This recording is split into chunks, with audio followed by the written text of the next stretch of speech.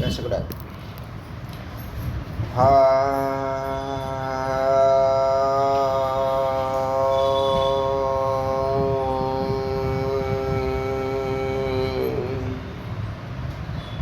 வெற்றிவேல் முருகனுக்கு ஏக குரு ஸ்ரீ ஸ்கந்த குருவே நமः.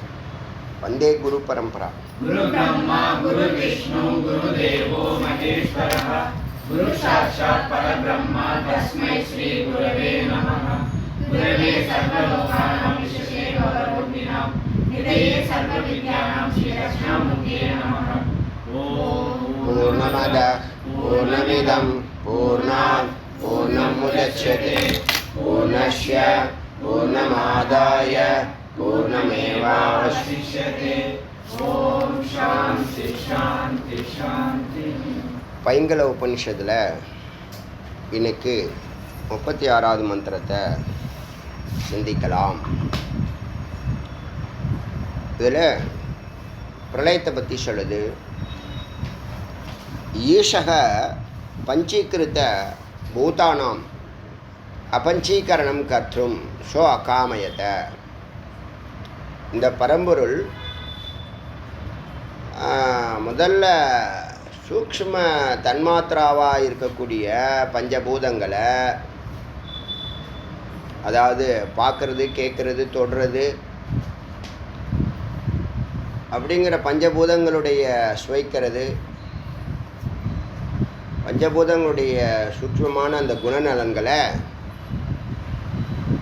ஒவ்வொரு ஜீவராசிகளுக்குள்ளேயும் சூக்ஷ்ம உடம்பா அதை உள்ள லிங்க சரீரங்கிற பேரில் 17 தத்துவங்களோட அதை படைக்குது. அப்போ சூக்ஷ்மமான அணுக்களாக இருக்கும்போது சூக்ஷ்மம் கண்ணுக்கு தெரியாது. அணுக்களெல்லாம் ஒன்று சேர்க்கும்போது பஞ்சீகரணம். ஒரு பஞ்சபூதத்தினுடைய தத்துவத்தை எடுத்து சரிபாதி பிரிச்சுக்கிட்டு பாக்கி சரிபாதி 50% 4 பஞ்சபூதங்களுக்கு 4 பூதங்களுக்கு 12% கொடுத்து ஸ்தூல வடிவத்தை உருவாக்குறது. பிற்காலத்தில் அந்த ஸ்தூல வடிவமாக இருக்கக்கூடிய பஞ்சபூதங்களை மறுபடியும் அபஞ்சீகரணம் பிரிக்கிறது, லயமாகிறது, ஒடுக்கிறது, உள்வாங்கிறது, எப்படி வேணாலும் எடுத்துக்கலாம். அப்படி ஈஷக பஞ்சகிருத்த பூதானாம் உருவாக்கப்பட்ட பஞ்சபூதங்களை, உருவங்களை, வடிவங்களை அபஞ்சீகரணம் என்ன பண்ண போகுது? சிதைக்க போகுது, டீகே பண்ண போகுது.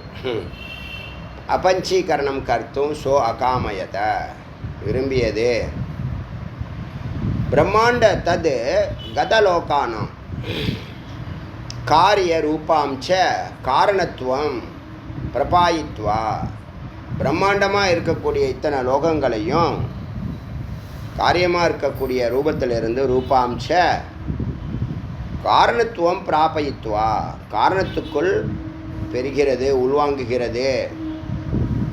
தத்தக சூக்ஷ்மாங்க, அதனால் சூக்ஷ்ம அங்கங்களாக இருக்கக்கூடிய கர்மேந்திரியங்கள், பிராணாச்ச பிராணங்கள், கர்மேந்திரியம் 5, பிராணன் 5, ஞானேந்திரியங்கள் 5, அந்தகரண சதுஷ்டயம் 4. இதில் ஒருத்தர் சதானந்த சுவாமிகள்னு வேதாந்த சாரம்ங்கிறத ஒரு தத்துவபோதம் மாதிரி இந்த தத்துவங்களையெல்லாம் அறிமுகப்படுத்தி ஒரு புத்தகம் தான் ரொம்ப விவரமாக எழுதியிருக்காங்க. அதில் 17 லிங்க சரீரம், அந்தகரணம் சொல்லக்கூடிய உட்கருவிகள்னு சொல்லக்கூடிய ஞானேந்திரியங்களுடைய புலன்கள், ஞானேந்திரியங்கள் கர்மேந்திரியங்கள் 5, ஞானேந்திரியங்கள் 5, பிராணன் 5, 2 தான் எடுத்துக்குது. நம்ம ஐடியாலஜியில் அது வருது. என்னத்தை எடுத்துன்னா மனத்தையும் புத்தியும் எடுத்துக்குது, சித்தத்தையும் அகங்காரத்தையும் விட்டுடுது. வெளிப்பட்ட அகங்காரம், விகாரமான அது அகங்காரம். அதே மாதிரி சித்தமும் சூக்ஷ்ம உடம்புல இல்லாமல் காரண உடம்புல காமிக்கிறார். அப்போ 17 தத்துவங்களை இங்கே அறிமுகப்படுத்துகிற மாதிரி இங்கே 19 தத்துவங்களை இந்த உபனிஷத்தானது, உபனிஷத்து தான் நமக்கு ரெக்கார்டு. உபனிஷத்தா ராமாயணமா மகாபாரதமா மற்ற பிரகரண புத்தகங்களா பகவத்கீதையா பிரம்மசூத்திரமாக இருந்தால் கூட உபனிஷத்து தான் ஆதாரம். உபனிஷத்துலேருந்து தான் டெவலப் ஆகிருக்கு. உபனிஷத்து நேற்று சொன்னேன் இல்லையா, கோடியில் ஒருத்தவன் தான் பேசுகிறான், கோடியில் ஒருத்தவன் தான் தெரிகிறான், கோடியில் ஒருத்தவன் தான் கேட்குறான், கோடியில் ஒருத்தவனுக்கு தான் புரியுது. இந்த 4 நிலை தான். ஒருத்தரும் உணரலை. எவன் ஒருத்தவன் இந்த பிரம்ம ரகசியத்தை ஆத்மாவுடைய தத்துவங்களை அறிகிறானோ, அதுதான் உணர்வு நிலைக்கு வரானோ, கஷ்டித் தீராக, அவனே தீரன். பெரிய தீரனா சூரனா வீரனான்னு கேட்குறாங்கல்ல, இல்லை தீரன்கிறவன் ஒன்றில் நின்று ஜெயித்தவன். அது தீராகான்கிற சங்கரருக்கு ரொம்ப பிடிச்ச வாக்கியம் வார்த்தை. அதுபோல் இங்கே 17 இந்திரியங்களை லிங்கமாக காமிக்குது. லிங்கம்னா எதோடைய லிங்கம்? ஆத்மாவுடைய லிங்கம். இப்போ நம்ம சிவலிங்கத்தை பார்க்குறோம்.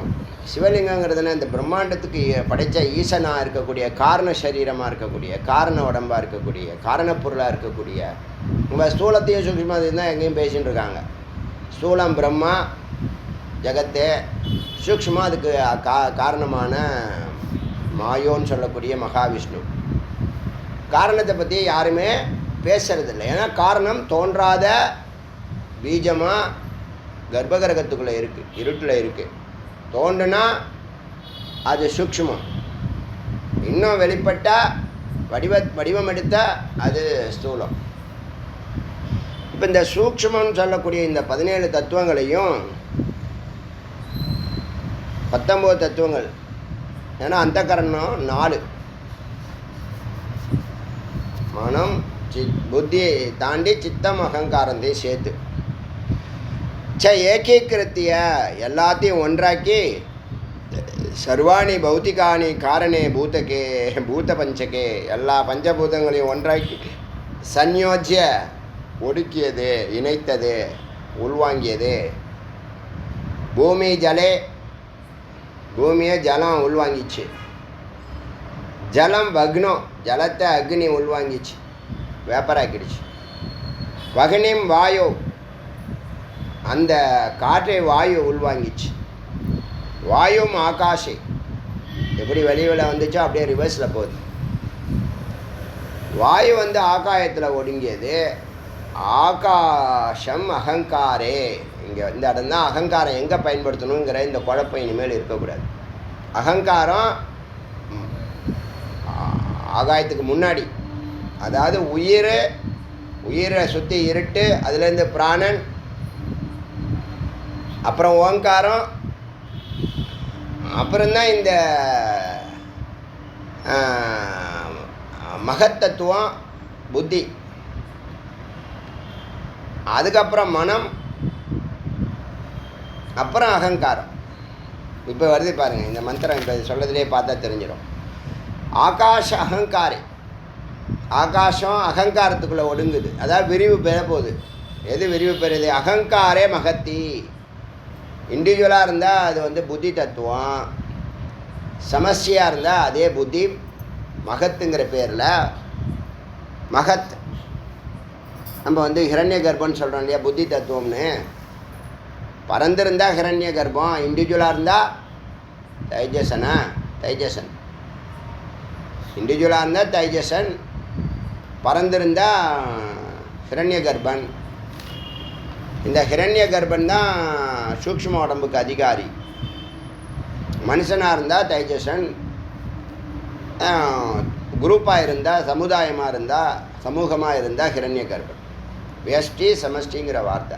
நம்ம எப்பயுமே சமஷ்டியை பற்றி சிந்திக்க வேண்டிய அவசியமே இல்லை. வியஷ்டியை வச்சே சமஷ்டியை, வியஷ்டியில் இருக்கிறதெல்லாம் சமஷ்டியில் இருக்குது, சமஷ்டியில் இருக்கிறதெல்லாம் வியஷ்டியில் இருக்குது. அது எப்படின்னா, மரம் தனியாக இருந்தால் மரம், கூட்டமாக இருந்தால் வனம் தான் வியஷ்டி சமஷ்டிங்கிறத புரிய வைக்கிறதுக்காக சொல்கிறோம். அதனால் இந்த வாயு ஆகாயத்தில் ஒடுங்குற வரைக்கும் தெரியும். ஆகாயம் எதில் ஒடுங்குதுன்னா அங்கே தான் அகங்காரத்தில் ஒடுங்குது. அகங்காரம் எதில் ஒடுங்குதுன்னா புத்தி தத்துவத்தில் ஒடுங்குது. புத்தி தத்துவம் எதில் ஒடுங்குதுன்னா பிராணனில் ஒடுங்குது. பிராணன் எதில் ஒடுங்குதுன்னா இருட்டில், அவ்யக்தம் சொல்லக்கூடிய இருட்டில், மாயாவில் ஒடுங்குது. மாயா எதில் ஒடுங்குதுன்னா ஆத்மான்னு சொல்லக்கூடிய உயிரில் ஒடுங்குது. அப்போது மகத்து யார்கிட்ட? அதை மகத்தை தான் புருஷன்னு சொல்லியாச்சு. ஆத்மாட்ட ஆத்மா புருஷன்னா ஆத்மா. பல இடத்துல பல அர்த்தம் கொடுக்கும். இந்த இடத்துல சிஸ்டமேட்டிக்காக புருஷன் சொல்கிறது ஆத்மா உயிரை தான் குறிக்குது. கிரமேண விளியத்தே, வரிசையாக 1 by 1 லயமாகின்றன. விசேஷமான லயம், அதான் விளியது. அப்புறம் விராட ஹிரண்ய கர்ப்ப ஈஸ்வர உபாதி விளையாத் பரமாத்மனி லீயந்தே. விராடு மும்மூர்த்திகளும் பரமாத்மாவில். இப்போ எங்கேருந்து வெளியில் வந்தாங்க? சூலமாக இருந்த பிரம்மா விஷ்ணுவில் ஒடுங்குவார், விஷ்ணு சிவத்தில் ஒடுங்குவார், ஈசனில் ஒடுங்குவார். இதெல்லாம் மெய்ப்பொருள். நீங்கள் வந்து கொள்கை குறிக்கோள்லாம் விட்டுடணும். சிவனா விஷ்ணுவா அவர் பெரியவரா இவர் பெரியவரா, இது வேதாந்தம். மெய்ப்பொருள் ஒண்டி தான் பேசும். அவங்க சிஷ்டப்படி மேலே இருக்கிறது பிரம்மா ஒரு உபாதி சேர்த்த உடனே முதல்ல தோன்றுவது ஈசன் தான். தோன்றாமல் தோன்றுவது காரணமாக இருக்கிறது. எதுக்கு காரணமாக இருக்கிறது? இந்த சூக்ஷ்மத்துக்கும் ஸ்தூலத்துக்கும். இப்போ சாமானியர்கள் என்ன பண்ணுறான்? இந்த ஸ்தூலத்தை கூட விட்டுடுறான். இந்த சூக்ஷ்மம் சொல்லக்கூடிய ஹிரண்ய கர்ப்பன்னு சொல்லக்கூடிய மகாவிஷ்ணு தான் எல்லாத்துக்கும் காரணம். கோவில்கள்லாம் எப்படின்னா மகாவிஷ்ணு நாபியிலேருந்து பிரம்மா வந்தார். இந்த 2 பேர் தான் அந்த சூக்ஷ்மத்தை சிவத்தை ஒரு விதமாக மறைக்கிறாங்கன்னு தான் சொல்லணும், இல்லை இரட்டிப்பு செய்கிறாங்கன்னு சொல்லணும். அதை பற்றி கவலைப்படலை. அது எப்போதும் போல் இருக்குது, யதார்த்தமாக இருக்குது, இருட்டிலே இருந்துட்டு போட்டோன்னு அது இருட்டில் தான் இருக்குது. பரம்பொருள் காரணமாக இருக்குது. இது 2த்துக்கும் காரண உடம்புன்னு யார் பேர் வச்சா? நானாக வச்சேன் பேர்? நீங்கள் வச்சிங்களா? வேதாந்தம் வச்சிருக்கு. இது காரண உடம்பு, இது சூக்ஷ்ம உடம்பு, இது சூழ உடம்பு. இப்போ மெய்ப்பொருளில் காரண உடம்பை பற்றி சிவபரம்பொருளை பற்றி யாருமே பேசுகிறதில்ல. எல்லாம் இந்த சூக்ஷ்ம உடம்பு தான். ஆனால் பணம் கொடுப்பார். பணம் வந்தால் தான் வேலை நடக்கணுங்கிற பணத்துக்காக என்ன பண்ணுறாங்க? 2 தத்துவத்தை பிரகாசப்படுத்துகிறாங்க. எந்த 2 தத்துவத்தை? ஸ்தூலத்தையும் சூக்ஷ்மத்தையும். இருட்டடிப்பு செய்கிறார்கள். அது சைலண்ட்டாக என்ன பண்ணுது? காரண உடம்புல இருக்க ஒரு பொருள் தான். பிரம்மங்கிற ஒரு பொருள் தான் முதல் நிலையில் ஈசனாகவும், அடுத்த நிலையில் விஷ்ணுவாகவும், அடுத்த நிலையில் பிரம்மாவாகவும், அடுத்த நிலையில் ஜகத்தாகவும் மாறுகிறார்கள். யாருக்கு தெரியும்? இது உபநிஷத்து படித்தா தானே இதெல்லாம் தெரியும். அப்போ பெரியவன் சின்னவன்லாம் கிடையாது. வருஷப்படி பார்த்தாலே அதிலே புரிஞ்சிடும் யார் பெரியவங்க யார் சின்னவங்க. நீங்களாக தான் பெரியவங்க. அது ஒரு சிஸ்டம் இருக்கணுமா வேண்டாமா?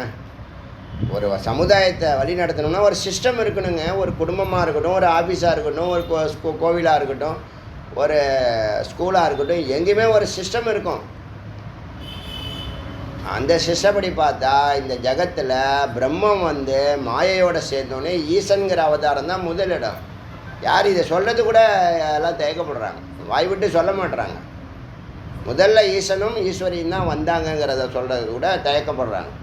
என்னவோ தெரியல, இருந்துட்டு போடு. நம்ம அதுக்கெல்லாம் அப்பாற்பட்டவங்க. மெய்ப்பொருளாக சொல்கிறோம், இருக்கிறதா சொல்கிறோம்.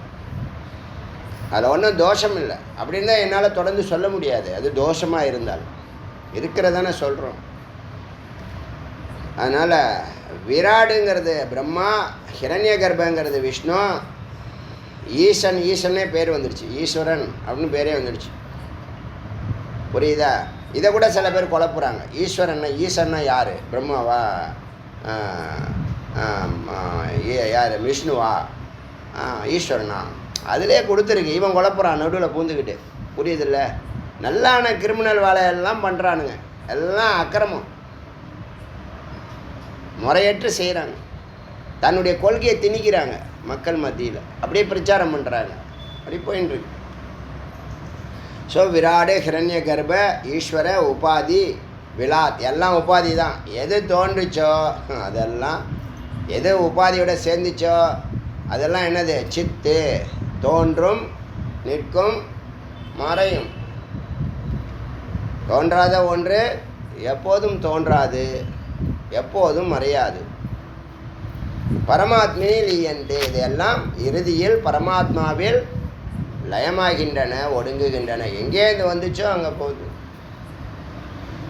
பஞ்சீகிருத்த மகாபூத சம்பவ கர்மசஞ்சித ஸ்தூல தேகம். அந்த ஸ்தூல தேகத்தை பற்றி சொல்லணும்னா, பஞ்சீகரணம் செய்யப்பட்டது, மகாபூதங்களால் பஞ்சீகரணம் செய்யப்பட்டது, சம்பவம் அதனால் உற்பத்தியானது. கர்மத்தின் ஆதாரத்தில் இந்த ஸ்தூல உடம்பு இருக்குது. இப்போ உங்கள் உடம்பு ஏன் கருப்பாக இருக்குது, சிகப்பாக இருக்குது, ஹைட்டாக இருக்குது, குள்ளமாக இருக்குது, குண்டாக இருக்குது, ஒல்லியாக இருக்குது, எல்லாம் உன்னுடைய சஞ்சித கர்மா. நீ சேமித்த கர்மா, அதனால் ஏற்பட்ட பதிவுகள், அதனால் ஏற்பட்ட எண்ணங்கள், அதனால் ஏற்பட்ட விளைவுகள். இந்த அணுக்கள் கூட்டப்படுகிறது. புரியுதா? யாருக்கு எவ்வளவு அணுக்கள் கூட்டணும், இந்த இந்த அதுக்கு தகுந்த மாதிரி மனம், அதுக்கு தகுந்த வேலை, எத்தனை தத்துவங்கள் இருக்குது. அப்பாப்பாப்பாப்பா, பெரிய மெக்கானிசம், பெரிய இன்ஜினியரிங் இது. கர்ம சேர்த்ததுனால உருவாகின இந்த ஸ்தூல தேகம் கர்மஷயாத் சத்கர்ம, சத்கர்ம பரிபாக, சத்காரியங்களை பண்ண கர்மஷயமாக அபஞ்சீகரன் பிராபிய, எல்லாம் சிதிலமடை டிகே ஆகி சூக்ஷ்மனேகி பூத்வா, சூக்ஷ்மமாகி காரண ரூபத்துவம் ஆசாத்திய, காரண ரூபத்துக்குள்ள ரிட்டர்ன் ஆகிறது. தத் காரணம் கூட்டஸ்தே, அந்த காரணமும் ஈசனும், காரணமாக இருக்கக்கூடிய ஈசனும், கூட்டஸ்தே அசையாத ஒரு வஸ்து இருக்கிறது. கூட்டஸ்தம்னு பேர் இருக்கு. பரமாத்மாவுக்கு வேதாந்த பாஷையில் கூட்டஸ்தம்னு சொல்லுவாங்க. கூட்டஸ்தே அசையாத பொருள், ஒரு பொருள், ஒன்றான அசையாத ஒன்றுன்னு சொல்லுவாங்க. அது அசையாத ஒன்று. தற்காரணமும் கூட்டஸ்தே, கூட்டஸ்தத்தில் அந்த மகாத்மாவில் பிரத்யேகாத்மனி, ஒவ்வொருத்தருக்குள்ளேயும் இருக்கக்கூடிய உள் ஆத்மாவில், பரமாத்மாவில் விளியதே. ரொம்ப அழகாக சொல்லுது. கரெக்டாக எந்த குழப்பமும் இல்லாமல் தெளிவாக சொல்லுது. அப்போ வேதாந்திகள் தான் இறுதி. புரியுதா? உபநிஷத்தை படித்தவன் தான் மெய்ப்பொருளை அறிஞ்சு சொல்கிறான். பாக்கியெல்லாம் அவன் கொள்கையை ஏற்றி சொல்கிறான். புரியுதா?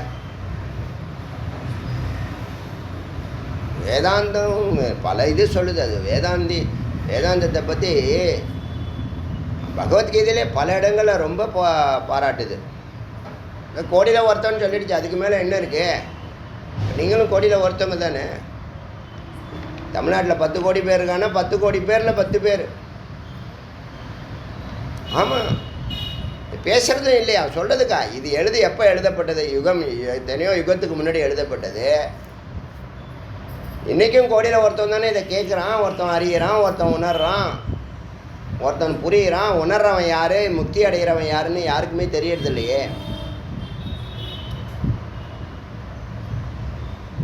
பாக்கியம் வேலை செய்து, புண்ணியம் வேலை செய்து, உங்கள் தர்மம் வேலை செய்து, உங்கள் சத்துவகுணம் வேலை செய்து, அதனால இங்கே உட்காந்துருக்கீங்க. அதே தத்துவத்தில் தான் அடியேனும் பேசின்னு இருக்கேன். நானும் ஒரு குறிப்பிட்ட காலத்துக்கு அப்புறம் முருகப்பெருமான் வேலையை தவிர வேறு எந்த வேலையும் செய்ய மாட்டேன்னு ஒரு டெசிஷன் எடுத்தேன். அதுபோல் உபநிஷத்தை தவிர வேறு எதுவும் பேசக்கூடாதுங்கிற ஒரு எண்ணம், ஞானத்தை தவிர வேறு எதுவும் பேசக்கூடாது ஒரு எண்ணம், ஒரு வைராக்கியம் ஏற்பட்டிருக்கு. சமீப காலமாக சொல்கிறேன். கூட்டஸ்தே பிரத்யேக ஆத்மனி விளியத்தே, எல்லாம் இந்த கூட்டஸ்தங்கிற அசையாத வஸ்து ஒன்று இருக்கு இல்லையா, அதுக்குள்ள எல்லாம் ஒவ்வொரு ஆத்மாவும் விளியத்தே. விஸ்வ தைஜச பிராக்ஞ ஸ்வ உபதி, ஒவ்வொரு தன்னோட உபாதிகளோடு லயாத் பிரத்யேகாத்மனி லீயந்தே, உள்ளிருக்கக்கூடிய அந்த பரம்பொருளோடு கரைந்து போகின்றன. இப்போ இதில் என்ன சொல்லுது? கர்ம சஞ்சிதம் ஸ்தூல தேகம். நீ கர்மானால தான் இந்த உடம்பு வச்சுருக்க. கர்மத்தை ஷயா பண்ணுறது எப்படின்னா, நீ வேறு பிளான்லாம் கிடையாது. ஒரே வாக்கியம், ஒரே மார்க்கம், ஒரே வழி, ஞானாத் கைவல்யம். ஞானத்தினால ஒண்டி தான், இந்த ஞானாக்னினால தான் இந்த கர்மாவை எரிக்க முடியும். நீ வேறு எந்த பிளானை போட்டு உனக்கு 1000 ரூபா கொடுத்தாங்க, அது செலவு பண்ணிட்டு வா சாயந்தரத்துக்குள்ளே அப்படின்னா, சாயந்தரத்துக்குள்ளே வந்துட்டு இப்போ 1300 இருக்குது. நீ 1 கோடி ரூபா செலவு பண்ணிடணும்னு சொன்னால் எங்கே செலவு பண்ணால் அது ரிட்டர்ன் ஆகுதில்ல. அது மாதிரி கர்மா தொடர்ந்துக்கிட்டே இருக்கும். ஆனால் ஞானமேவ விசாராத் மோக்ஷம், ஞானாத் கைவல்யம். ஞானாக்னி சர்வகர்மானாம் பஸ்மசாத் கிரியதே குர்வதே. ஆனால் அந்த ஸ்தூல தேகம் எரிக்கப்படுகிறது ஞானத்தினால. ஞானத்தினால தான் இந்த அஞ்ஞானத்தினாலேயே கர்மா, அவித்யாவனால கர்மா, கர்மாவால் அவித்யா காம கர்மம். அவித்யானால ஆசை, ஆசைனால கர்மா, கர்மானால பாவ புண்ணியம், பாவ புண்ணியத்தினால சுகதுக்கம், சுகதுக்கத்தினால மறுபடியும் வாழ்க்கை. இப்போ அண்டம் ஞானாக்னி நாம் தக்தம் காரணைகி. இப்போதா அண்டம் இந்த ஜகத்தம் ஞானாக்னி நாம், இந்த சூழ உடம்பு சம்பந்தப்பட்ட ஜீவராசிகள் எல்லாம் ஞானாக்னினா தக்தம் காரணைகி எரிக்கப்பட்டு காரணத்தில் சக பரமாத்மனி லீனம் பவந்தி. இந்த ஜகத்துன்னு சொன்னால் ஜீவராசிகள் இருக்குது, ஜடப்பொருள் இருக்குது, சைத்தன்ய பொருள் இருக்குது. லீனம் பவந்தி, லீனம் பவதி. தத்தோ பிராமணக சமாஹிதோ பூத்வா. அதனால் சாதகர்கள், பிராமணர்கள்னால் பிரம்மத்தை தேடுபவர்கள், தேடியவர்கள், தேடிக்கொண்டிருப்பவர்கள். தத்தோ பிராமணக இந்த முமுட்சானவன் சாதகன் சமாஹித்தோ பூத்வா நன்றாக சேர்ந்து தத்துவம், இந்த தத்துவம்னா இந்த மகா வாக்கியம் இருக்கு இல்லையா, மகா வாக்கியங்களுடைய பத ஐக்கியமேவ, ஜீவ ஈஸ்வர ஐக்கியத்தை சொல்லக்கூடிய மகா வாக்கியத்தினுடைய அர்த்தத்தை நன்றாக உணர்ந்து, இது பண்ண நிதித்தியாசனம்னா என்ன, சேத்தக ஸ்தாபனம், உணர்வை நிலைநிறுத்துவதே. நீ பிரம்மங்கிறத அறிஞ்சே தெரிஞ்சே புரிஞ்சே உணர்ந்த இல்லை, அதில் நிற்கிறது நிஷ்டை. அதான் நிதித்தியாசனம் சொல்லிட்டோம். நிதித்தியாசனம்னு கேட்டால் உணர்வை நிலைநிறுத்துவதுன்னு அர்த்தம் கொள்ளணும். புரியுதா? உணர்வை, எந்த உணர்வை, அகம் பிரம்மாஸ்மிங்கிற உணர்வை நிலைநிறுத்துவது, அந்த நிலையில் நிற்பது. நிஷ்டைனா என்னது, அசையாமது நிற்பது. ஆச்சரியமாக இருக்குல்ல?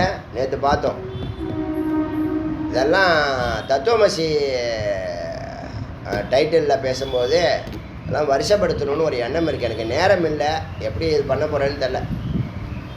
அட்லீஸ்ட் ஒவ்வொரு உபநிஷத்துலையாவது சிருஷ்டி ஸ்திதி சம்ஹாரங்கிற தத்துவப்படி ஜீவ அறிமுகம், பரம்பொருள் அறிமுகம், ஜெகத் அறிமுகம், மூணுத்தையும் ஒன்றா ஜீவ ஈஸ்வர ஐக்கியம், இது எல்லாத்தையும் வருஷப்படுத்தியாவது அனாவசிய மந்திரங்கள், ஏற்கனவே பேசப்பட்ட மந்திரங்கள், அவசியமற்ற மந்திரங்கள் எல்லாம் நீக்கி சாரகர்பிதமாக அதில் கொண்டு வரணும்னு ஒரு சிந்தனை ஓடிக்கிட்டு இருக்கு.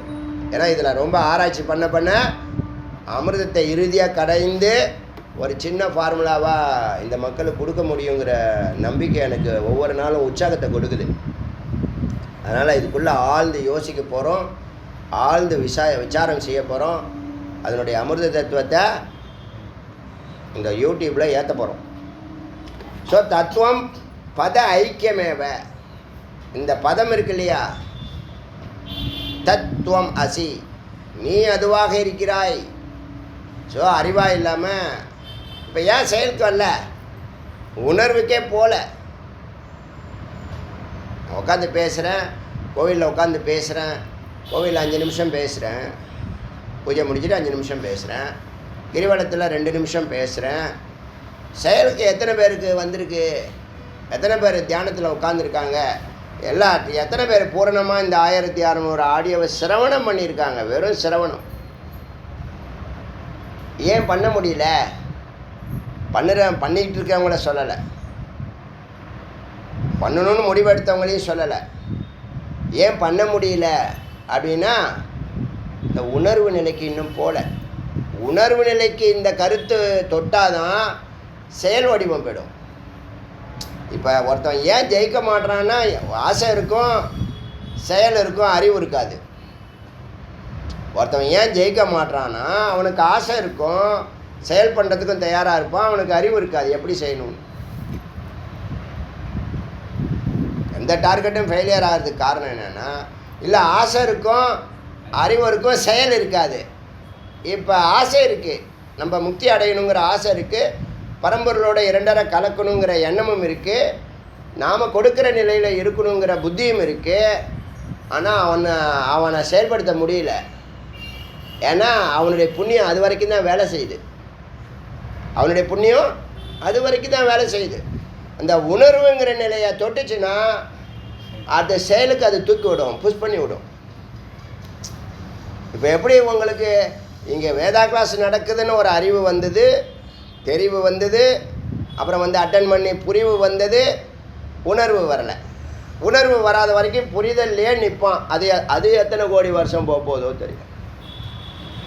அதனால தான் சில பேரை நானே வழியக்கா உங்களுக்கு அந்த குவாலிட்டி இருக்குது, நீங்கள் நேரத்தை வீணடிக்காமல் அதில் கொஞ்சம் கவனம் செலுத்துங்கன்னு சொல்வேன். 8 மணி நேரம் சத்துவகுணத்துக்கு கொஞ்சம் கொஞ்சமாக அவன் ஏற ஆரம்பித்தானா ரஜோகுணம் இல்லாமல் போயிட்டான். ரஜோகுணம் இல்லாமலேயே வேலை செய்யாமலேயே சங்கல்பத்தினாலே வேலையை செய்வான். செய்கிறாங்களா இல்லையா? நீங்களே செய்கிறீங்க. அடியேன்னு செஞ்சுக்கிட்டு இருக்கேன். அடியேன் 30 ஆண்டுகள் இறை சிந்தனையில் இருந்தாலும் நான் அன்றாட வேலைகளை குடும்பத்துக்கு தேவையான பொருளாதாரத்தில் கவனம் செலுத்தினேன், செயல்பட்டேன். யார்கிட்டையும் போய் எதுவும் கேட்கல. என்னுடைய வாழ்க்கைக்கு என்ன வருமானமோ அந்த வருமானத்தில் குடும்பத்தை வழி நடத்தினேன். அந்த குழந்தைங்க வளர வளர என்னுடைய சூழலும் பிரபாவமும் வளர வளர சுத்தமாக கர்மா இல்லாமல் போச்சு. இப்போ கர்மா ஏதாவது எனக்கு இருக்கான்னா ஒன்றும் இல்லை, நான் சும்மா இருந்தால் போதும், போனஸில் தான் இருந்துட்டுருக்கேன். அதுக்குள்ளே இதெல்லாம் விருப்பம். இது பெரிய வேலையாக சிரமப்பட்டு எப்படி சொல்கிறதுன்னு தெரில. ஒரு சிரமப்பட்டோ கஷ்டப்பட்டோ அப்படி தான் இந்த வேலையை அடியேன் எந்த வேலையும் செய்யலை. இந்த கடந்த வேத விசாரம் ஆரம்பித்ததுலேருந்து சொல்கிறேன். வேல் பூஜை ஆரம்பித்தப்போ ஒரு 75% கர்மா போச்சு. வேத விசாரம் பண்ணது சுத்தமாக கர்மா போச்சு. இப்போ நம்ம சும்மா போனால் போதும், அதில் ஒன்று ஒரு விளக்காக ஏற்றுவோங்கிறது தான் இந்த தத்துவம். அப்போ உணர்வு நிலை தாண்டினா தான் நீ செயலுக்கு வருவ. இன்னும் உணர்வுக்கே வரலை. எல்லாம் ஒரு பாயிண்டில் இருக்குது. எல்லாமே நீ கேட்குற எல்லாமே ஒரு பாயிண்டில் இருக்குது. ஒன்று சித்தானது அந்த சத்தை தொடுறதுக்கு அந்த புள்ளி தான் சத்து.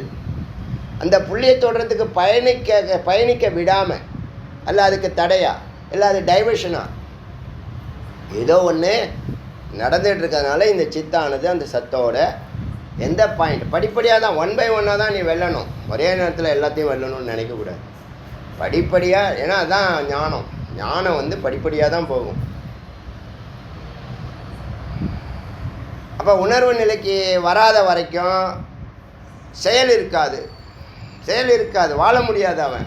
அதான் குருவுக்கும் உங்களுக்கும் உள்ள வித்தியாசம்னு சொன்னேன். நீங்கள் வரணும்னு நினச்சிக்கிட்டு இருக்கீங்க, அந்த நிலைக்கு வரணும்னு நினைக்கிறீங்க. குரு வாழ்ந்துக்கிட்டு இருக்காங்க 30 ஆண்டுகளாக. சொல்கிறது புரியுதா? என்ன காரணம்னா எல்லாம் ஒரு புள்ளியில் இருக்குது. நீ கேட்குறது எல்லாம் ஒரு புள்ளியில் இருக்குது. அந்த புள்ளிக்கு நீ தான் போக மாட்ற. நீ போகணுன்னு நினச்சி முடிவே எடுக்க முடியல உன்னால். நீ அந்த கர்மாலாம் சொல்லின்னு இருக்க. கர்மாலாம் இருக்கானா இருக்கு. எது வரைக்கும் இருக்கும்னா ஞானம் வர வரைக்கும் தான் இருக்கும். இப்போ நேற்று சொன்னேன், நீ மனதில் எடுக்கிற முடிவுகள் நிச்சயமாக தோக்கலாம், நிச்சயமாக ஜெயிக்கலாம். ஆனால் அறிவில் எடுக்கிற முடிவு இருக்குல்ல, பூர்வமத்தியில் இருந்து எடுக்கிற முடிவு இருக்குல்ல, தோல்வியே கிடையாது, நிச்சய வெற்றின்னு சொல்லக்கூடியது. அங்கே போக முடியலையே உங்களால். இந்த விரைந்து இந்த 1600 ஆடியோவையும் கேளு. நீ எடுக்கிற முடிவுகள் எல்லாம் 100% சரியாக இருக்கும். இப்போ நீங்கள் என்னை பார்த்துட்டு தானே இருக்கீங்க. எங்கேயாவது நீங்கள் எடுத்த முடிவு ஃபெயிலியர் ஆச்சு, அது ஃபெயிலியர், இது ஃபெயிலியர்னு ஏதாவது சொல்லுங்கள் பார்க்கலாம். என்ன காரணம்? ஞானம்தான் காரணம். ஓப்பன் ஹார்ட்டாக சொல்கிறேன், செய்து பாரு. வேகமாக கேட்குறது இல்லை, விவேகத்தோடு கேட்கணும். ஒவ்வொரு வார்த்தைக்கும் இப்போ 1000 வார்த்தை எப்படி சாரம் பண்ணுறதுன்னு கேட்டீங்க. 1000 வார்த்தையினுடைய அர்த்தத்தை நல்லா புரிஞ்சுக்கோ. அந்த அர்த்தம் உன்னுடைய உயிரோட உயிராக கரைஞ்சி போட்டோம். அந்த 1000 அப்படியே 100 ஆகிடும். தெரியாத வேர்டே இருக்காது உனக்கு. வேதாந்தத்தில் தெரியாத வேர்டே இருக்காது. வேதாந்தத்தில் முழுக்க வார்த்தைகள் தான். வார்த்தைகள் தான். வார்த்தைக்குள்ள நீங்கள் மற்றவங்க வார்த்தைகளாக பார்க்குறாங்க, அடியேன் ஓங்காரமாக பார்க்குறேன். ஓங்காரமாக இருக்கிறதுனால உங்கள் கூட ஈஸியாக கரையும். ஏன்னா ஓங்காரம் தான் நீங்கள். ஓங்காரம்தான் பிரம்மம். ஓங்காரம்தான் நாமமும் ரூபமாக மாறி இருக்கு. ஏகாட்சர பிரம்மம். ஏக தத்துவம் பிரம்மம் எல்லாம் ஓங்காரம். அது வார்த்தைகளாக என்ன தொட்டது. எந்த ஞான யோகியாலும் இந்த வேதத்தை உயிருக்கு உயிராக நேசிப்பாங்க. ஞான யோகியாக இருக்கிறவங்க, வேதாந்திகளாக இருக்கிறவங்க கண்டிப்பாக வேதத்தை ரொம்ப நேசிப்பாங்க. மூச்சு காற்று மாதிரி, பரம்பொருளுடைய மூச்சு காற்று இல்லை, இந்த பேசக்கூடிய குருவனுடைய மூச்சு காற்று கூட அதுதான். அவ்வளோ விருப்பம் இருக்குது அந்த வேதத்துக்குள்ளே. ஏன்னா மெய்ப்பொருளை அள்ளி கொட்டுது. எந்த வார்த்தை, சில வார்த்தைகளை விட்டு நகரவே முடியாது என்னால் எல்லாம். இந்த வார்த்தை சுற்றி சுற்றி பல அர்த்தங்களை கொடுக்கும். நமக்குள்ளே ஒரு ரசாயன மாற்றங்களை தொடர்ந்து கொடுக்கும். எப்போ கேட்டாலும் கொடுக்கும். நான் 5 நிலை சொன்னேனே, சுயம் ஜோதிகி அனந்த சக்திகி சர்வஜக சர்வசித்தக சர்வேஸ்வரக. சொந்த கருத்து இல்லை, மாண்டூக்கிய உபநிஷத்தில் இருக்குது. 4 வார்த்தை வரிசலாக வரும், ஒரு வார்த்தை இன்னொரு இடத்துல வரும். அது என்ன பொய் சொல்லுத? அதுதான் நம்ம செய்து காட்டணும். நம்ம செய்து காட்டி நம்ம பிரகாசமாக இருந்தால் தான் நம்ம கருத்து எடுபடணுங்கிறதுனால தொடர்ந்து ஃபோக்கஸ் பண்ணிக்கிட்டே இருக்கும். அதனால் ஒரு புள்ளியை நம்ம தொடணுங்கிற அந்த முடிவு எடுக்க முடியல உங்களால். ஏன்னா உங்களுக்கு அதுக்கு நேரம் உங்களை சிந்திக்க விட மாட்டேங்குது. டைவர்ட் பண்ணி நேரம் இல்லைன்னா சொல்லாதீங்க. நேரம் என்ன கேட்டால் இன்னும் நேரத்தை அதிகப்படுத்தலாம். நேரம் உங்களுக்கு நிறைய கிடைக்கும். 24 மணி நேரமும் சிந்திக்கக்கூடிய தருணம்லாம் இருக்குது. வருஷலாக வரும், 1 by 1 வரும். எந்த வேலையும் கெட்டு போகாது. எதுவும் இதனால் அது கட்டுமோ அதனால் அது, எல்லாத்தையும் எளிமையாக பண்ணுவீங்க. எல்லாத்தையும் சங்கல்பத்தினாலே பண்ணுவீங்க. எல்லாத்தையும் ஃபோன்லேயே பண்ணிவிடுவீங்க. எருக்கு ஒரு நிலையில் அடியன் அப்படி தான் ப்ராக்டிஸ் பண்ணி தான் பூரணமான ஒரு விடுதலையை நம்ம அனுபவிச்சுட்டு இருக்கோம் இப்போ. அதனால் இந்த நிலையில் இந்த பத ஐக்கியம், இந்த பதம் இருக்கு இல்லையா, ஒவ்வொரு வார்த்தை, மகா வாக்கியத்தினுடைய வார்த்தை, அதனுடைய அர்த்தம் அமிர்தம் உன்னோட உயிரோட உயிராக கலக்கும். அந்த நிலை பத ஐக்கியம் அப்படின்னு பேர். பதம் முதல்ல ஒன்னோட சேருது. ஓங்காரம் ஒன்னோட பொருந்தும், பரம்பொருளோடு பொருத்தும். தத்துவம் பதம் ஐக்கியமேவ சதா குறியாத். தொடர்ந்து அவன் அந்த விசாரத்தில் இருப்பான். நீ விசாரம் பண்ணு சொல்ல வேண்டாம். இப்போவே இந்த ஒரு சிரவணம் பண்ண இந்த காலகட்டத்திலேயே காலையிலேருந்து சாயந்தரம் வரைக்கும் ஒரு 2-3 இடத்துல நீங்கள் இந்த வேதாந்தத்தை சிந்திக்கிறீங்களா இல்லையா? நிச்சயமாக சிந்திப்பீங்க. நீங்கள் பக்குவப்பட கேட்க இந்த உபாதிகள்லாம் போயிடும், மென்டல் பிளாக்லாம் போயிடும். வேலையில் துல்லியம் இருக்கும், அக்யூரேசி இருக்கும், ஸ்பீடு இருக்கும்.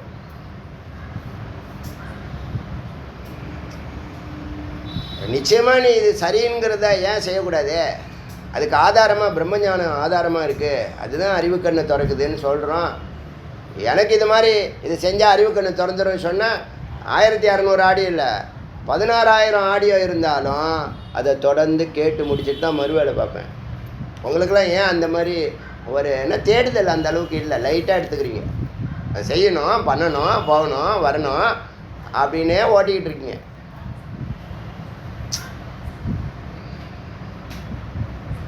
நமக்கு குரூப்லேயே 750-1000 பேர் இருக்கான். எத்தனை பேர் 9 வருஷமாக பூஜை நடத்த எத்தனை பேர் வர முடியுது? இப்போ ஆடியோ டெய்லி குரூப்பில் போடுறீங்க, எத்தனை பேர் கேட்குறான்? ஏன்? புண்ணியம் வேலை செஞ்சு தான் கேட்க முடியும். அதுதான் ஒரு கதவாக திறக்கும். நீனா சிந்திச்சு வர்றதுக்கு 10 லட்சம் ஜென்மா போகும்னு சொல்லுதே வேதம்.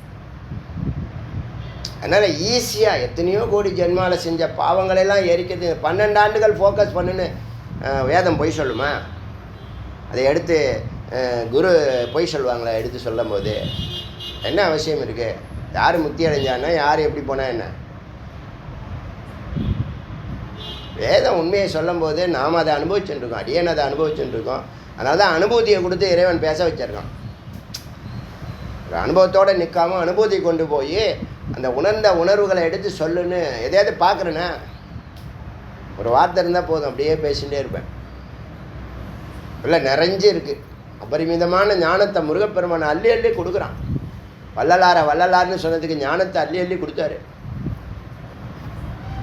அது மாதிரி முருகப்பெருமான் இங்கே ஞானத்தை அள்ளி கொடுத்துட்டுருக்காரு.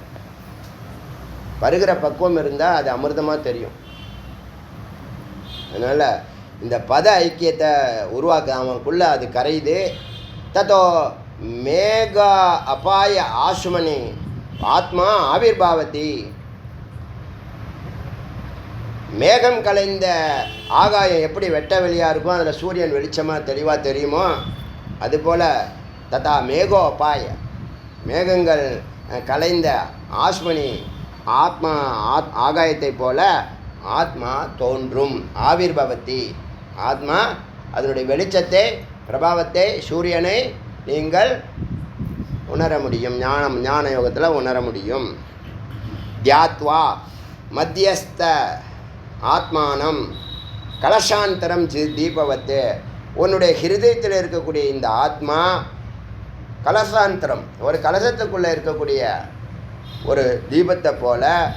நேற்று நிர்வாத்த தீபவத்துன்னு சொன்னிச்சு.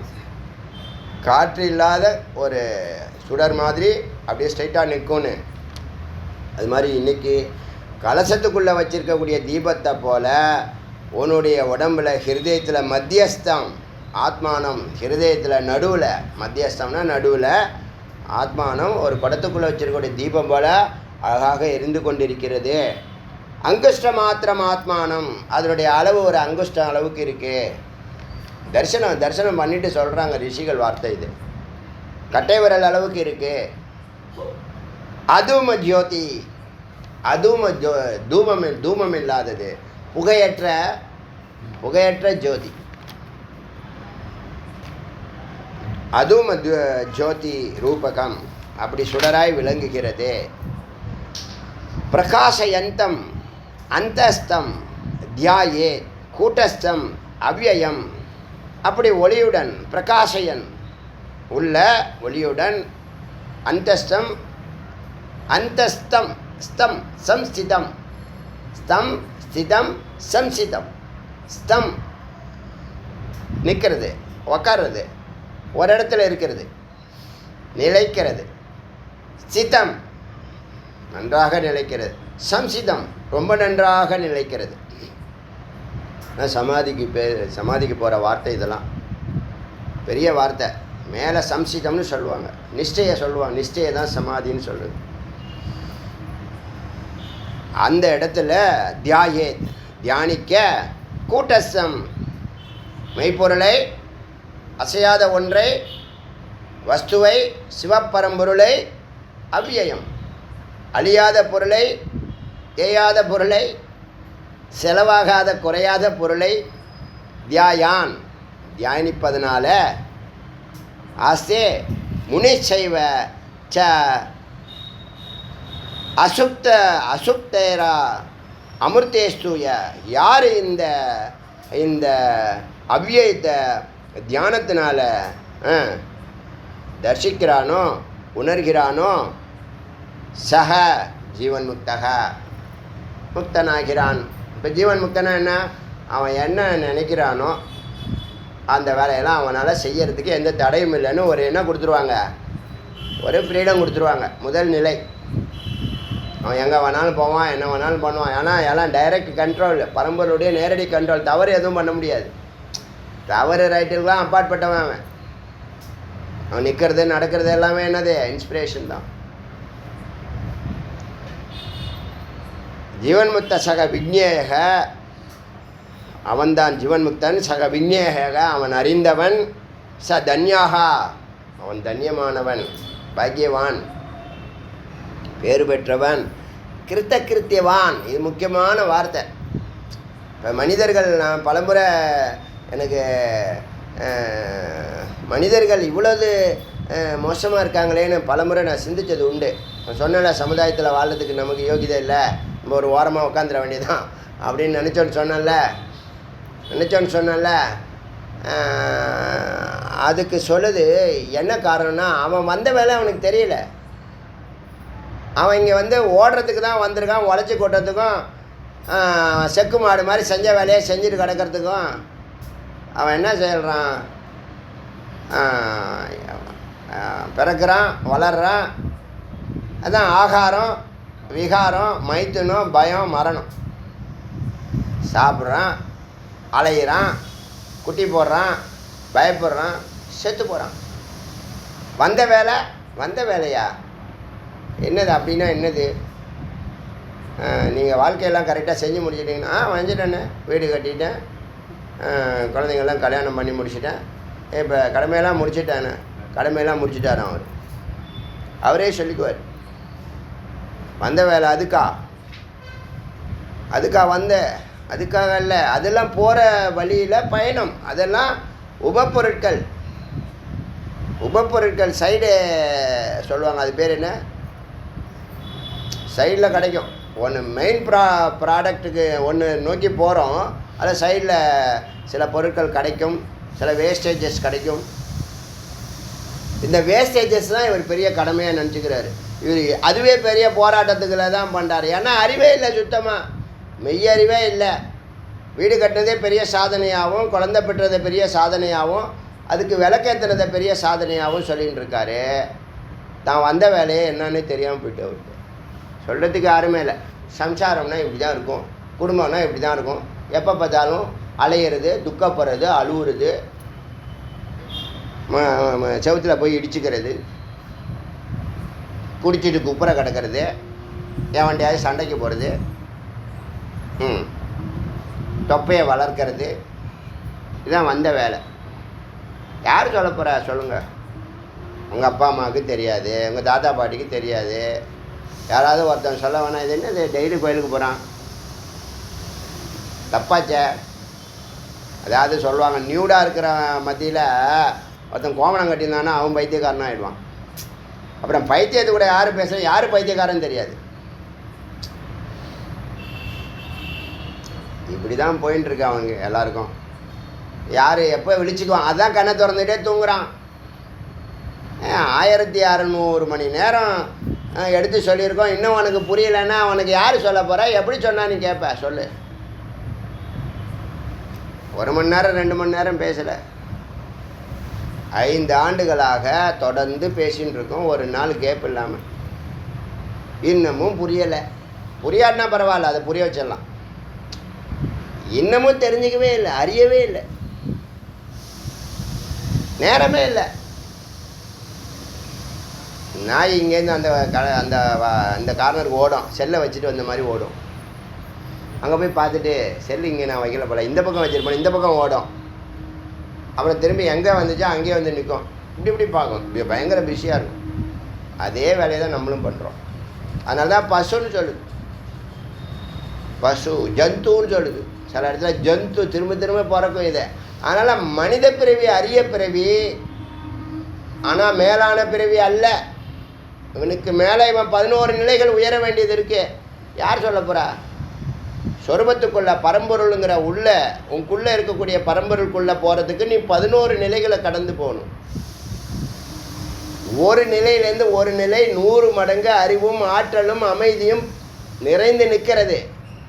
இப்போ நீ உன் வாழ்க்கை, அவன் மேலே சாப்பிட்டு மாம்பழத்தை போட்டான்ல, அந்த கொட்டையை தான் நீ என்ன பண்ணிட்டு இருக்க, 11ஆவது நிலையில் கீழே கடந்து எடுத்து வாயில் போட்டு நல்லா இருக்கே அப்படிங்கிற. இதுவாக தான் நம்ம வாழ்க்கை போயின்ட்டுருக்கு. தெரியுமானா தெரியாது. அந்த கொட்டையாவது கிடச்சிதே அப்படின்னு இந்த மாங்கொட்டையை சாப்பிட்டுட்ருக்கோம். கிருத்தகிருத்திய வார்த்தை இவ்வளவு. இந்த கிருத்தகிருத்தியங்கிற வார்த்தை வந்த வேலையை செய்து முடித்தவன். நீ வந்த கொள்கையே தெரியல, குறிக்கோளும் தெரியல, லட்சியமும் தெரியல, அப்படி இதெல்லாம் கடந்து செஞ்சான்ல அவன் கிருத்தகிருத்தியவான். முதல்ல தன்யவான், அறிந்தவன், ஜீவன் முக்தன், வந்த வேலையை முடித்தவன். நான் முக்தி அடைஞ்சிட்டேன்னு யாராவது சொல்லுங்களேன். ஒருத்தவங்க உங்கள் ஃப்ரெண்டு சர்க்கிளில், உங்கள் உற்றார் உறவினர்களில், உங்கள் ஆஃபீஸ் கலீக்ஸில் 300 நம்பர் வச்சுருக்கேன், ஒருத்தவனாவது முக்தி அடைஞ்சிட்டான்னு எவனாவது சொல்ல பார்க்கலாம். இல்லை, அதுக்கான வழியை தேடின்னு இருக்கேன்னா முக்தி அடைகிறது எப்போயோ இருந்துட்டு போட்டோம். அந்த ட்ராக்கில் நான் பிடிச்சிட்டேன்ப்பா, ஒரு யோகத்தில் நான் இருக்கேன்னு யாராவது ஒருத்தவங்களை சொல்லுவோம். ஒரு யோகத்தில் நான் இருக்கேன், பக்தி யோகமோ ஞான யோகமோ ராஜயோகமோ முக்கிய நோக்கி நான் பயணிக்கிறேன்னு யாராவது ஒருத்தவங்க சொல்லுங்களேன். கோயிலுக்கு போயிட்டு வரதெல்லாம் கணக்கில் சொல்லக்கூடாது. நீங்கள் கோயிலுக்கு போய் என்ன பண்ணுறீங்கன்னு எனக்கு தெரியும், உங்களுக்கும் தெரியும். எவ்வளோ நேரம் தான் அந்த டிவிலே உட்காந்துருக்க போகிறீங்க? கருமம். ஒரு செத்த செத்த செத்த விஷயங்கள், சொத்த விஷயங்கள். அதுக்கு நேரம் இருக்குது. அதனால் ஜீவன் முக்த பதம் தியக்த்வா ஸ்வதேக காலசாத் கிருத்தே விஷத்திய தேகம் முக்தத்துவம் பவனோ அஸ்பந்தத்தாமிவ. ஜீவன் முக்த பதம், இந்த ஜீவன் முக்த பதத்தை ஸ்வதேக தியக்த்வா உடம்பை விட்டதுக்கு அப்புறம் காலசாத் கிருத்தே விஷத்திய தேகம், இந்த துயரம் நிறைந்த இந்த தேகத்தை விட்ட பிறகு, காலனை பார்த்த பிறகு பவனோ முக்தத்துவம் பவனோ அஸ்பந்தத்தாமிவ. ஒரு பலூனில் காற்று இருக்குது, அதை விடுவிக்கிறோம், அது சைலண்ட்டாக வெளில போகுது. அதுபோல் இந்த உடம்புல இருந்து சித்தானது ரொம்ப காற்று போல் ஸ்பந்தனம் இல்லாமல், துடிப்பு இல்லாமல், அலட்டிக்காமல் உயிர் பிரியுதான் உடம்பை விட்டு. இப்போ சம்சாரிக்கு உயிர் புரியுமானா அப்படி உயிர் புரியாது. அதெல்லாம் பெரிய மரண வேதனை, மரண அவஸ்தைன்னு சொல்லுவாங்க. ஏன்னா அவன் பட்டு பிடிச்சிருப்பான். இந்த ஊரில் நான் 1000 வருஷம் இருக்கலான்னு இருக்கேன், என்ன அதுக்குள்ளே வந்துட்டேன்னு கேட்பான் எவனை பார்த்து. நீ சும்மா வாப்பா போயிட்டு வரலாம் அப்படின்னு கூட்டி அழைச்சிட்டு போவாங்க. தோலை உரிக்கிற மாதிரி உரிக்கணும். ஏன் அவ்வளோ பிடிமானம் இருக்குது அவனுக்கு அந்த உடம்பு மேலே. இப்போ என்ன தலைவலிக்குன்னு எல்லாம் மாத்திரை தருவாங்க. இங்கேருந்து இங்கே போகிறாங்க, இங்கேருந்து இங்கே போகிறாங்க, இங்கேருந்து இங்கே கொண்டு போகிறாங்க, இங்கேருந்து இங்கே கொண்டு வராங்கல்ல. ஆனால் என்ன காரணம்னா தலையில் வாழ்க்கை நடத்திட்டு இருக்காங்க. ரெடியாக வச்சுருப்பாங்க, 2-3 ஸ்டாக் வச்சுருப்பாங்க. ஒன்று தீர்ந்து போச்சுன்னா, திடீர்னு இடையில வந்துருச்சுன்னா ஆஸ்பந்தத்தா, துடிப்பு இல்லாமல், எந்த சலனமும் இல்லாமல் ஒரு காற்று வெளியேறுவது போல் இந்த சித்தானது இந்த தேகத்தை விட்டு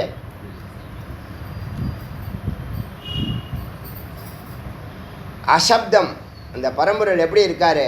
அசப்தம், சவுண்ட் இல்லை, அஸ்பர்ஷம், தொட முடியாது, அரூபம், ரூபமும் வடிவமும் இல்லை, அவ்யயம், தேயாதவர், குறையாதவர், அரசம், எந்த சுவையும் இல்லை, நித்தியகந்தம், மனம் வீசுகிறார், விளங்குகிறார். செய்யத்தே அநாதியந்தம், அநாதியந்தம், ஆதியும் கிடையாது அந்தமும் கிடையாது, எட்டர்னல்னு சொல்லுவாங்கள்ல. அநாதி, ஆதியும் இல்லை அந்தமும் இல்லாதவர். மகத்தக, புத்தி தத்துவமாக இருக்கிறார். பரம், மேலானவராக இருக்கிறார். துருவம், நிலையானவராக இருக்கிறார். ததேவ சிஷ்யத், அமலம், ரொம்ப கல்ச்சர்டாகவும், அமலம் தூயதாகவும், நிராமயம் குற்றமற்ற பரம்பொருளாகவும் அந்த ஆத்மா, அந்த மனிதன், அந்த ஞானி விளங்குகிறான். அத ஹைனம் பைங்கல. இப்போ பிங்கள ரிஷி பப்ரச்ச கேட்குறார். யாஞவல்கியம், இல்லை இக்கு ரெண்டும் சேர்ந்து வருது. ரெண்டு, நம்ம தமிழில் அப்படி கிடையாது. ஒரு இதுதான் போடுவோம். இல்லை இக்கு சேர்ந்து யாஞவல்கியம், யாஞவல்கியரை கேட்குறார். பப்ரச்ச கேட்டார், என்ன ஞானினாம் கிம் கர்மா, ஞானிகளுக்கு என்ன வேலை, ஞானிகள் என்ன வேலை செய்கிறாங்க, எப்படி வேலை செய்கிறாங்க, காச்ச சித்தி, அவங்களுடைய சித்தி என்ன, அவங்க நிலை என்ன. சஹோவாச்ச யாஞவல்யக்க, அவருக்கு யாஞவல்யக்கர் பதில் கூறுகிறார். அமானித்வாதி சம்பன்னோ முமுட்சோ, ஏராளமான விருப்பமுடைய முமுட்சு, பிரம்மத்தை அடையணும் அறியணுங்கிற முமுட்சு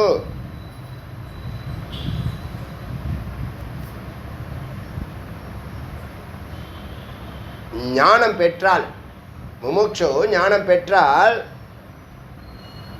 விம்சதி குலம், 21 தலைமுறை அவன் கடந்து போகிறான், தன்னோடு சார்ந்தவர்களை கடத்துகிறான். 21 முமுட்சுவாக இருக்கும் போதே, ஞானத்தில் உள்ளே வந்து முமுட்சுவாக இருந்து இதெல்லாம் சிரவணம் பண்ணிகிட்ருக்கீங்க, மனனம் பண்ணிகிட்ருக்கீங்க. உங்களை சார்ந்திருக்கிறவங்க எல்லாரும் உங்களுக்கு தெரியாது, நீங்கள் அவங்கள இன்ஸ்பயர் பண்ணிக்கிட்டே இருக்கீங்க. அப்படியே 21 தலைமுறை அந்த பயணம் தொடரும்.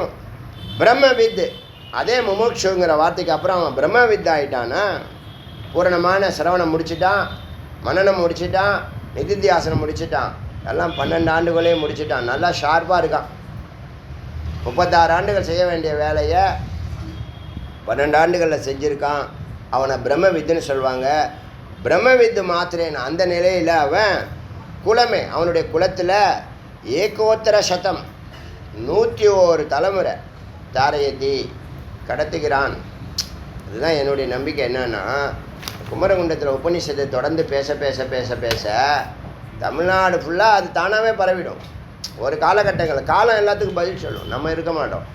ஆனால் அது என்ன பண்ணும், தொடர்ந்து சிஷ்ய பரம்பராவை ஒன்று உருவாக்கி விட்டணும்.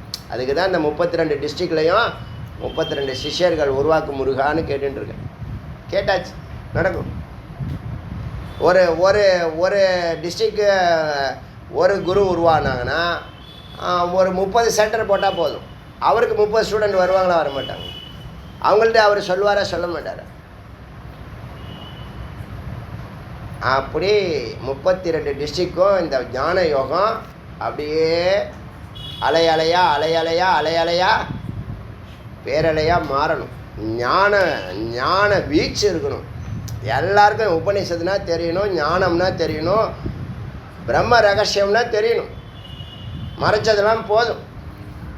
யாரும் மறைக்காதீங்க இனிமேல். நம்ம சிஷ்யர்கள் யாருமே முருகனை குருவாக ஏற்றுக்கிட்டவங்க யாருமே தன்னை சார்ந்து இருக்கிறவங்கள பிரம்ம ரகசியத்தை ஓப்பன் பண்ணுங்க.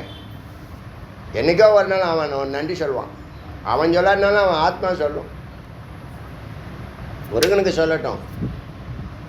எதிர்காலத்தில் பாருங்கள், குரு பூர்ணிமாலாம் என்ன அமங்கலப்பட போகுது பாரு. இப்போ 100 பேர் கூடுறோமா குரு பூர்ணிமாவில், அடுத்தது 1000 பேர் டார்கெட்டு. நடக்குதா இல்லையா பாருங்க, எழுதி வச்சு. அத்த ஹைனம் பைங்கல பப்ரச்ச யாஞ்சவல்யக்கம் ஞானினாகா கிம் கர்மா காச்ச சிதீரிதி. என்ன கர்மா, என்ன வேலை, என்ன நிலை. அவனுக்கு யாஞ்சவல்யக்க சொன்னார். அவன் ஒன்றுமே செய்ய வேண்டாம். அவன் முமுட்சா இருந்தாலே, ஞான யோகத்தில் முமுட்சுவா இருந்தாலே 21 தலைமுறைக்கு இன்ஸ்பிரேஷன் கொடுத்துக்கிட்டே இருப்பான். பிரம்ம வித் ஆகிட்டானா 101 தலைமுறைக்கு. இதுதான் அங்கே கான்செப்ட். நம்மளுடைய கொள்கை இருக்குல்ல, குறிக்கோள், அதை அடையிறதுக்கு இதெல்லாம் என்ன பண்ணுது, சக்தி கொடுக்கறது, விஸ்வாசம் கொடுக்கறது, நம்பிக்கை கொடுக்கறது. நமக்கு நம்பிக்கை இருந்தால் தான் இறங்குவோம். சும்மா ஏதோ எமோஷ்னலாக பண்ண மாட்டோம். எந்த காரியமும் தெரியுமில்ல, பார்த்தா எமோஷ்னலாக பண்ணுற மாதிரி இருக்கும்.